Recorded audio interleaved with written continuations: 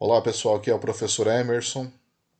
Nós estaremos dando continuidade às nossas aulas e hoje nós falaremos sobre os conteúdos das páginas 758 a 763. Conteúdos relacionados às bacias hidrográficas, às águas subterrâneas, a questão dos aquíferos no Brasil, outros aquíferos no Brasil e a questão da crise hídrica. Tudo isso relacionado ao nosso território. Pega lá, pessoal, papel, caneta, lápis, coloca do ladinho aí e vão fazendo as anotações necessárias e vamos prosseguindo com o nosso conteúdo. Então, primeiramente, nós falamos sobre a Bacia Amazônica. Bacia Amazônica, ela é a maior bacia hidrográfica do mundo. Ela tem uma área total aí de 6,5 milhões de quilômetros quadrados e ela vai ocupar uma área no Brasil de quase 4 milhões de quilômetros quadrados. Ela é uma bacia que ela se estende pelos seguintes estados do país: Amazonas, Roraima, Rondônia, Mato Grosso, Pará e Amapá, além dos países vizinhos aí de América do Sul, Peru, Colômbia, Equador, Venezuela, Guiana e Bolívia. Entre outros fatores que vão destacar essa bacia, ela está localizada ao rio Amazonas, que é o principal rio dessa bacia. Ele vai ter aí uma extensão territorial de 6.992 quilômetros de extensão, o maior rio do planeta, tanto em questões de extensão como também do volume de água nesse rio. Um outro detalhe que chama atenção é a característica e o potencial dessa bacia na questão da produção de energia elétrica, tá? Ela é a maior, ela é a maior bacia do país com essa característica. Outro fator de destaque é a questão da navegação. Os rios do Amazonas, então, permitem ali uma boa circulação por estes canais. São rios navegáveis. Nossa próxima bacia que falaremos agora é a Bacia do Tocantins-Araguaia, maior bacia hidrográfica do território brasileiro. Ela possui uma área de 803.250 quilômetros quadrados de extensão. Ela é a terceira em potencial hidrelétrico do país. O rio principal dela é o Rio Araguaia, e ela vai estar localizada entre os estados do Mato Grosso, Goiás, Tocantins, Maranhão e Pará. E ela compreende aproximadamente 9,5% do território brasileiro. Vale ressaltar aí um problema pelo qual essa bacia está passando, que é a situação do grande impacto ambiental que está acontecendo ali na região da Serra da Mesa, onde está localizada ali a hidrelétrica, e essa hidrelétrica ela vem causando grandes prejuízos ambientais a essa bacia. Nossa próxima bacia, então, ela é a Bacia do São Francisco, uma das mais importantes do país. Ela vai se situar quase que totalmente em áreas de planalto, entre altitudes que vão variar de 400 a 1.000 metros. Ela é formada então por rios de planalto e ela tem um grande aproveitamento energético. Destaca-se ali as hidrelétricas de Três Marias, Sobradinho, Paulo Afonso e Xingó. Essa é uma bacia que ela vai nascer no divisor de águas na Serra da Canastra, na região sudeste do país, em Minas Gerais. E ela vai se deslocar pela Bahia, Alagoas, Pernambuco e Sergipe. O rio principal dessa bacia é o rio São Francisco. Tá? Um destaque sobre a situação da bacia do São Francisco, que nós colocaremos ali, é a situação da transposição das águas do São Francisco para levar águas até o sul do Piauí e do Maranhão. Isso é uma obra que foi implantada lá em 2007 e ela é uma obra que ela gera uma série de questionamentos e contestações por estudiosos, políticos e pela sociedade civil organizada. Entre os principais questionamentos sobre essa obra estão relacionados ali a questão dos custos elevados e da capacidade dela em atender a toda a população carente hídrica desta região. Então se questiona muito se ela vai de fato conseguir atender essa região. Um outro fator negativo que se destaca é porque essa transposição, o projeto da transposição sempre esteve muito atrelado a questões ligadas à corrupção. Isso é um fator extremamente negativo e, infelizmente, é um fator extremamente presente quando nós falamos de obras públicas, né? Por diversas vezes em sala de aula nós já discutimos isso. Mais uma bacia ali, pessoal, a bacia do rio, aliás, a bacia do Parnaíba, ela possui como rio principal, então, o rio Parnaíba, e ela vai se estender por 3 estados, Piauí, Maranhão e Ceará. Ela é a segunda maior bacia do Nordeste, ficando somente atrás da bacia do São Francisco. Ela é caracterizada, então, por possuir rios temporários. O que são rios temporários? São rios que têm os seus leitos secos durante o período de estiagem. Então, ela é característica de uma região de clima semiárido. Agora falaremos ali a respeito da Bacia Platina. A Bacia Platina ela é formada por um conjunto de bacias dos rios Paraná, Paraguai e Uruguai, cujas nascentes se encontram em território brasileiro e desaguam no estuário do Prata, entre o Uruguai e a Argentina. Ela é a segunda maior bacia hidrográfica do planeta.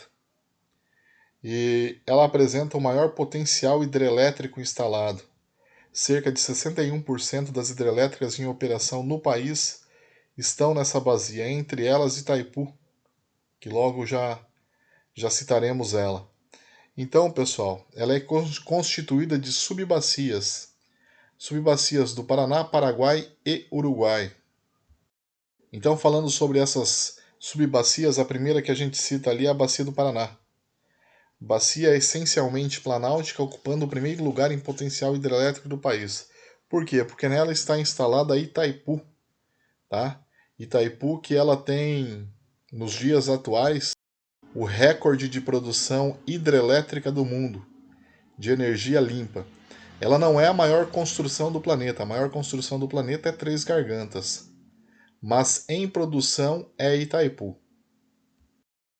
Localizada, como todos vocês sabem, aí na nossa cidade, né, Foz do Iguaçu, mais precisamente na região norte do município de Foz do Iguaçu. A próxima que nós citamos, então, é a Bacia do Paraguai. O rio Paraguai ele nasce em Mato Grosso e desce em direção à planície do Pantanal. A navegação nessa bacia ela é internacional, pois o rio Paraguai banha terras do Brasil, do Paraguai e também da Argentina.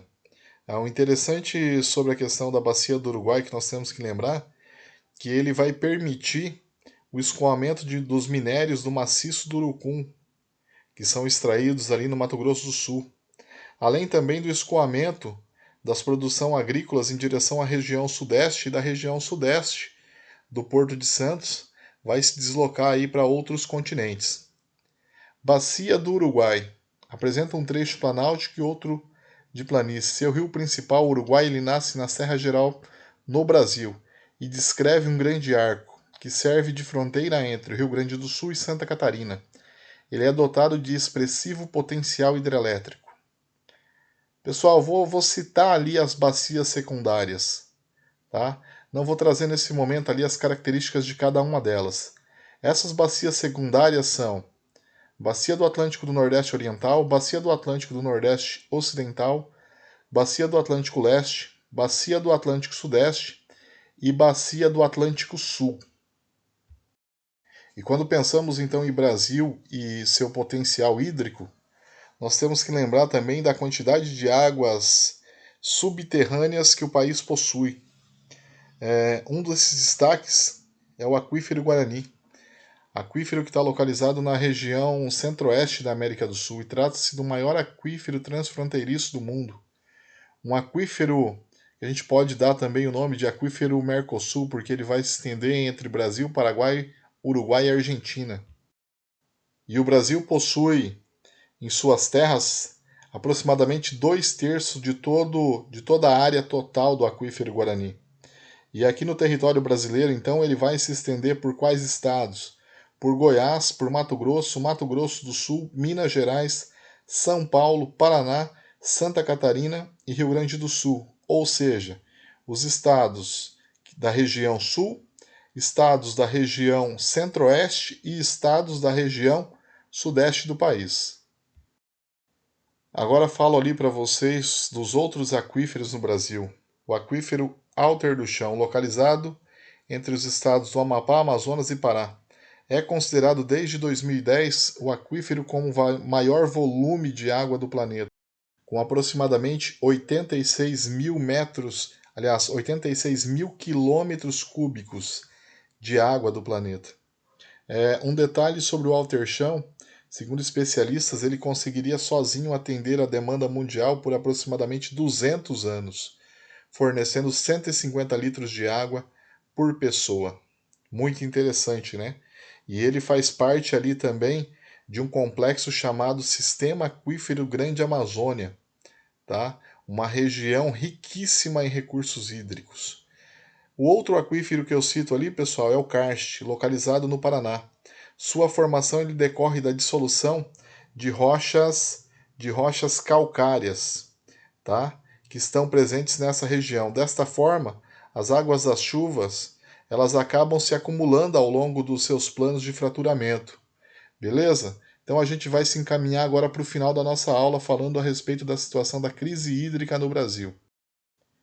Então, desde 2012, o Brasil enfrenta uma escassez da oferta de água para o abastecimento nas suas principais metrópoles brasileiras. Além do abastecimento público, a crise hídrica ela afeta diretamente setores ligados à agricultura, à indústria e à geração de energia elétrica, o que traz consequências diretas à economia da região. Uma situação que cabe ressaltar é que as condições climáticas não são as únicas responsáveis pela crise hídrica, pois o uso intensivo da água para a agricultura e também para a indústria, além de outras situações como a questão do desperdício residencial, também contribui para acentuar essa situação. Tem um dado interessante que diz que aproximadamente 37% de toda a água tratada do Brasil ela é desperdiçada por falta de manutenção nas tubulações, e aí também por conta da questão da contaminação e também por ligações clandestinas. Então a gente pode dizer que a crise hídrica no Brasil tem sim relação a problemas ambientais, mas também tem a situação da má gestão em conseguir fazer a captação desses recursos hídricos, porque quando nós falamos de Brasil, nós estamos falando do planeta que possui a maior reserva de água doce do mundo. Ok, pessoal? Então, o professor encerra por aqui. Logo a gente traz um novo vídeo. Tchau, tchau, até a próxima.